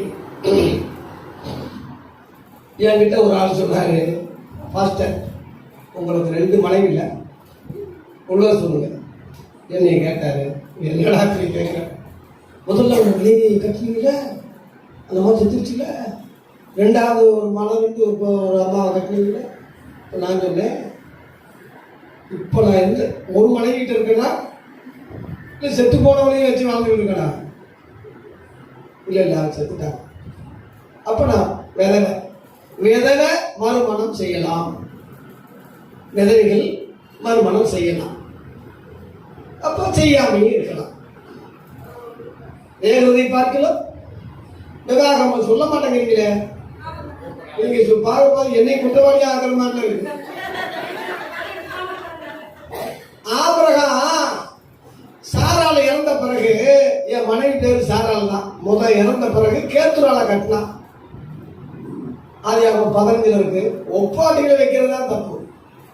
அவன் ஏகப்பட்ட ஒப்பாட்டிகளை வச்சிருந்தான்னு போட்டிருக்கு பெரிய மனுஷன். மனைவி கட்டில தப்பு இல்லை, மனைவி இறந்துட்டா விவாகம் பண்ணாலே இதுக்கு கேத்துறாங்க, தப்பு இல்லை. கட்டாமே இருக்கலாம், கட்டலாம்.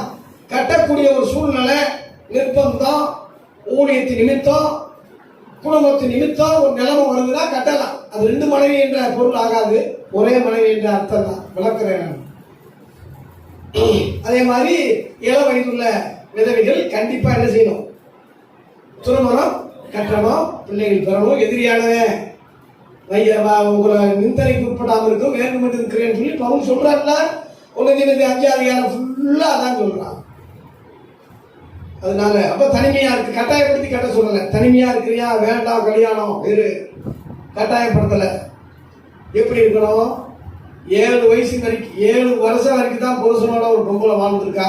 புதிய ஏற்பாட்டு அண்ணால் அப்போ லூக்கா 2 அதிகாரம் 37 80 வயசு கிளவி ஆன வரைக்கும் தேவாலயத்தை விட்டு விலகு, உபாசம் ஜபா ஆராதனை இப்படிதான் இருந்தா. அப்படி நீ இருக்கலாம், தப்பு இல்லை. கட்டித்தான் ஆகணும்னா ஒன்றும் அவசியம் இல்லை, அது உன் கையில தான் இருக்கு. தப்பான ரூட்டுக்கு தான் போயிடக்கூடாது, தவறான காரியத்துக்கு தான் போகக்கூடாது. தவிர தேகத்தை பார்க்கல என்ன செய்யலாம், விவாகம் பண்ணுறது நல்லது, விபச்சாரம் பண்றது நல்லது இல்லை, அந்த அர்த்தம். ஆகவே ஒரே மனைவி, பிள்ளைகள், சபையை நடத்துறது, தண்ணி அடிக்கக்கூடாதுன்னு போட்டிருக்கு. எத்தனையோ ஊழியக்காரன் வெளிநாட்டில் தண்ணி அடிக்கிறான். மனைவி விஷயத்தில் சரியில்லை, பண ஆசை இல்லாத நாடு தான் கோடிக்கணக்கில் வச்சுக்கிட்டு இருக்கான். பணத்தையெல்லாம் தங்க கட்டிகளாக மாற்றி வெளிநாட்டில் போய் பதுக்கி வைக்கிறான். யாரு? ஊழியக்காரன். ஐயா ஊழியக்காரன் செஞ்சுக்கிட்டு இருக்காது, கண்டுபிடிச்சது கொஞ்சம். ஆகவே இந்த 1 தீமோத்தேயு 3 அதிகாரம் 1 - 5 வரை சொந்த குடும்பத்தை ஒருத்தர் நடத்தாவிட்டா தேவனுடைய சபையை எப்படி விசாரிக்க? அதனால அந்த தலைமை போதகருக்குரிய ஆலோசனை. உதவி ஊழியர்கள் சொல்லிட்டு முடிக்கிறேன். உதவி ஊழியருடைய நிலை என்ன, அவங்களுடைய காரியம் என்ன அப்படின்னு கேட்டா, அந்த பொடியே 8 அந்த பொடியே உதவிக்காரரும் இருநாக்குள்ளவர்களாய் மதுவான புரிதாய் இழிவான ஆதாயத்தை இச்சிக்குள்ளாய் இராமல். இருநாக்கு அப்படின்னா பாம்புக்கு 2 நாக்கு, இங்கிட்ட ஒரு நாக்கு, இங்கிட்ட ஒரு நாக்கு. அது மாதிரி உதவி ஊழியக்காரன் பாஸ்டருக்கு நல்ல வழியா நடந்துக்கிட்டு, பாஸ்டருக்கு எதிரியா இருப்பாங்க அவங்ககிட்டையும் நல்ல வழியா நடந்துட்டு, யூதாஸ் மாதிரி ரெட்ட வேஷம் போடக்கூடாது. ஒரு உதவி ஊழிய செய்யக்கூடியவங்க, நீ ஊழியக்காரனுக்கு நன்மை செய்யாவிட்டாலும் பரவாயில்ல, தீமை செய்யாத. ரகசியத்தை சுத்த மனச்சாட்சியோட காத்துக்க. ஊழியக்காரனை பத்தி ஊரெல்லாம் குறை சொல்லி தெரியாத, ஊழியக்காரனை பத்தி ஊரெல்லாம் தூக்கி தெரியாத. பிடிக்கலன்னா விலகிரு, சபையை விட்டு விலகிரு. இருந்துகிட்டே நீ குறை சொல்லி தெரியக்கூடாது, முறுமுறுக்கக்கூடாது, அது ரொம்ப தப்பு. அதனால இரு நாக்கு உனக்கு இருக்கக்கூடாது. ஒரு ஊழியக்காரனை 9 வசனத்துல விசுவாசத்தின் ரகசியத்தை என்ன செய்யணும், சுத்த மனசாட்சியை காத்துக்கணும். அவர் ஒரு பலவீனமா இருப்பாரு, சில விஷயம் தவறு இருக்கலாம், குற்றங்கள் இருக்கலாம். ஒரு வீட்டை நடத்த முடியாம இருக்கா, நாட்டில் நீங்க இவ்வளவு பெரிய சபையை வச்சு, கிளை சபைகளை வச்சு ஒரு ஊழியம் நடத்துறது சும்மா லேசு விளையாட்டு காரியம் கிடையாது. அவருக்கு இருக்கிற டென்ஷனுக்கு எக்மோரில் நான் வந்து இறங்குறவன் என்னை பிக்கப் பண்ணுறதுக்கு முன்னாடி வர்றவர் சென்ட்ரலுக்கு போயிட்டார். அவருடைய டென்ஷன் அப்படி, அவருடைய நிலைமை அப்படி, அதுல இருந்து நான் விளங்குறேன். ஒரு நாள் காது பக்கத்துல நான் உட்காந்துக்கிட்டு இருக்கிறேன். என் வாய் நாறுது. வேற ஆளா இருந்தாச்சு நாத்த குடிச்சாலா இருந்தா அப்படி வைவார். என்னை சொன்னாரு, மாஸ்டர் உங்க வகுத்துக்குள்ள பொண்ணு இருக்கு மாஸ்டர். அதாயா தாய் உள்ளம். இப்படிப்பட்ட ஒரு ஊழியக்காரன் வகுத்துல பொண்ணு இருந்தா வாயில நாத்த வரும். அதை கண்டுபிடிச்சிட்ட நாத்தத்தை அவர் பார்க்கல, அதனுடைய தாக்கத்தை பார்க்கிறாரு. அதனால ஒரு எதுக்க வச்சு நான் புகழ் முகஸ்துதி பண்றது கிடையாது. தப்பு இருந்தா திட்டவும் செய்ய, நல்ல காரியம் இருந்தா நல்லது சொல்லுவேன். ரெண்டுமே என் டைப்பு. ஏசு ஊழியக்காரருக்கு பாராட்டி ஆகிலும் குறை இருக்குன்னு சொன்னா ரெண்டையும் சொல்றவர் தான் ஏசு. அந்த அடிப்படையில நான் சொல்றேன், குறையும் சொல்லுவேன், நிறைவும் சொல்லுவேன். அதனால ஒரு ஊழியக்காரர் சபையை நடத்துறது சும்மா வேஸ்ட் இல்லை. சாதாரணமா குறை சொல்லிடுறேன், சாதாரணமா வையிற. இவர் என்ன கொடுக்குறாங்க, இவர் என்ன பெரிய ஊழியக்காரன். நடத்தி பாருடா தெரியும், அவன் சபைய நடத்தி பாரு. ஒரு குடும்பத்தை வச்சு நடத்த ஒன்னால முடியல. 1000 குடும்பம், ஒரு 100 குடும்பம், 50 குடும்பம் சேர்ந்ததான் சபை.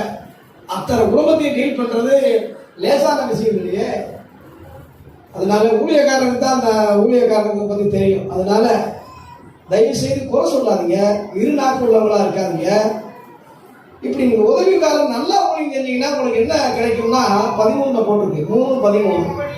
இப்படி உதவிக்காரனுடைய ஊழியத்தை செய்கிறவன் நன்றா நீ உதவி ஊழியக்காரன் செஞ்சா தங்களுக்கு நல்ல நிலை உங்களுக்கு உண்டாகும்.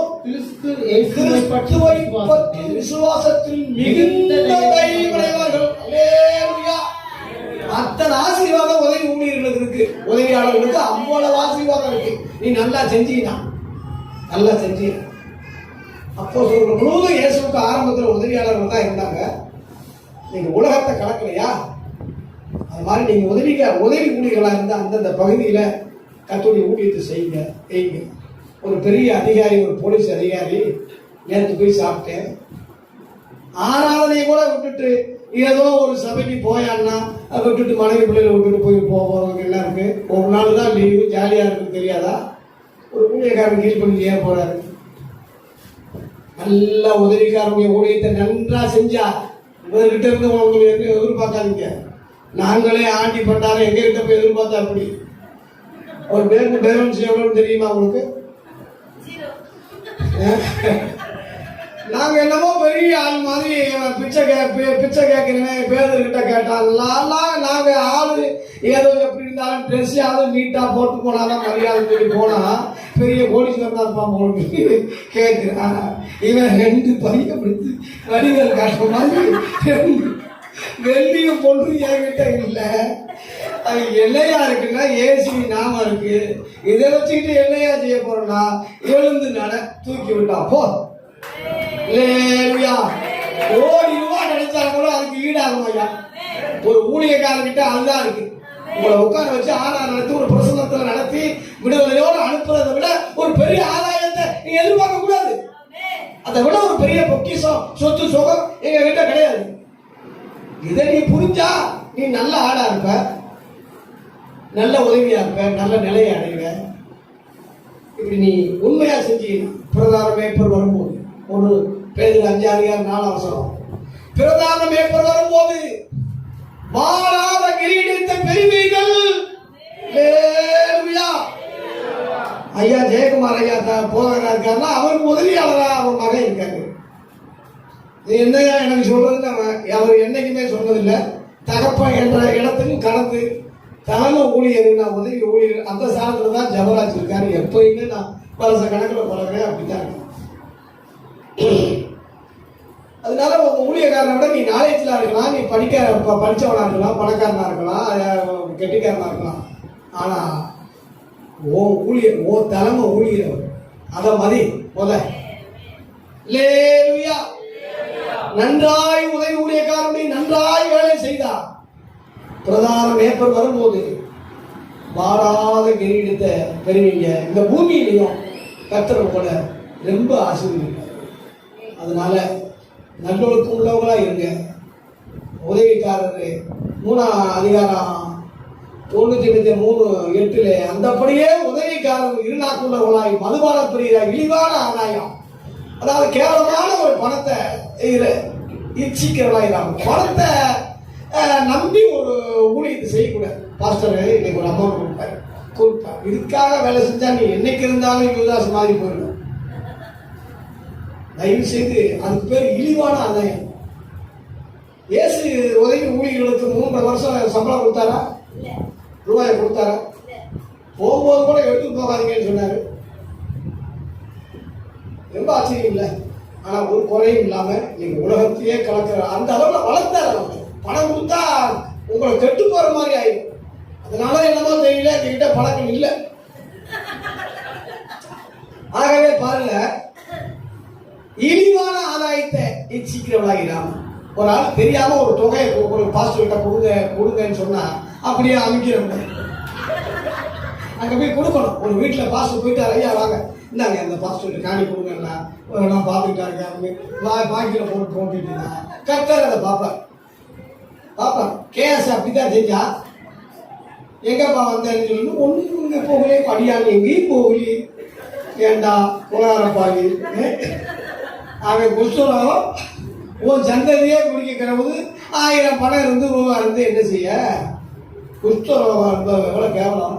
அந்த மாதிரி தேவனால நீ சபிக்கப்பட்டு போயிட்ட. பணத்தை இச்சிக்காத, பணாசை எல்லா தீமைக்கும் வேறா இருக்கிறது. ஆகவே நீ உன்னைய டெஸ்ட் பண்ண வேண்டியதா இருக்குனாங்க. சில காரியத்தை டெஸ்ட் பண்ண வேண்டியதா. 10 மேலும் இவர்கள் முன்னதாக சோதிக்கப்பட வேண்டும், குற்றச்சாட்டப்படாதவர்களானால் அதை நீ தப்பா நினைக்க கூடாது. உங்களை நாங்க டெஸ்ட் பண்ணுவோம், கரெக்டா இருக்கானா இல்லையா. வேணும்னே பணத்தை போடுவோம், எடுத்து கொடுப்பானா ஆட்டை போடுவானா எங்களுக்கு தெரியும். உங்களை சோதிப்போம், செக் பண்ணுவோம்.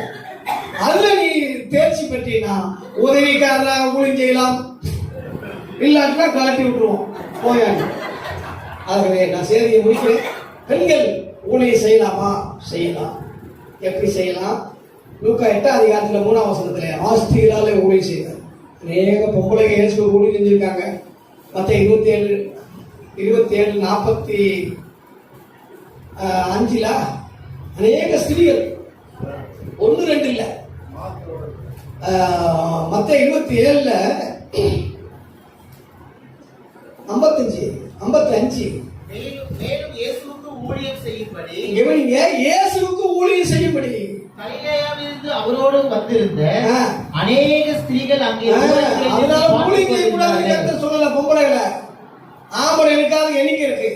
இங்க பொம்பளைகளுக்கு எண்ணிக்கை அநேக ஸ்திரீகள் இயேசுவுக்கு ஊழியம் செய்கிறார்கள். சகோதரிகள் தேர்ச்சி பெற்றவங்க எல்லாரும் ஊழியம் செய்யலாம், தப்பு இல்லை. உதவிக்கார ஊழியம் செய்யலாம், தப்பு இல்லை. இதுக்கெல்லாம் அழைப்பு தேவையில்லை. இந்த மாதிரி தகுதிகள் இருந்தாலே போதும், செய்யலாம். ஆனா தலைமை இடத்துக்கு வந்து ராபோஜனம் கொடுப்பேன்னு வந்துடாத. அதுதான் நான் சொல்றேன். அப்படி வந்தீங்கன்னா ஓ புருஷனுக்கு நீ தலையாயிருவ, ஒழுங்கு கிரமத்திலிருந்து மீறுற, கர்த்தருடைய கட்டளைய மீறுற. இப்படி வரும்போது சாபம் பாவம் எல்லாமே வந்துடும். இப்படித்தான் உலகம் இருக்கு. இன்னைக்கு உள்ள சபைகள் அப்படித்தான் இருக்கு. அப்படி நீ இருக்காத, அப்போஸ்தலர் சத்தியத்துக்கு வா, இதன்படி கீழ்ப்பிடிச்சு இதுல நட, கர்த்தர் உன்னை ஆசீர்வதிப்பார். அல்லேலூயா. பெண்களின் ஊழிய நிலைமை என்ன? உதவி ஊழியனுடைய நிலை என்ன என்ற தலைப்பு உங்களோட இதுவரைக்கும் பேச கர்த்தர் கிருபை கொடுத்தார். இன்னைக்கு கொஞ்சம் லேட் ஆனாலும் நல்ல சத்தியத்தை கேட்டீங்க. தொடர்ந்து இதுல வளருங்க. கர்த்தர் நம்மை ஆசீர்வதிப்பார்.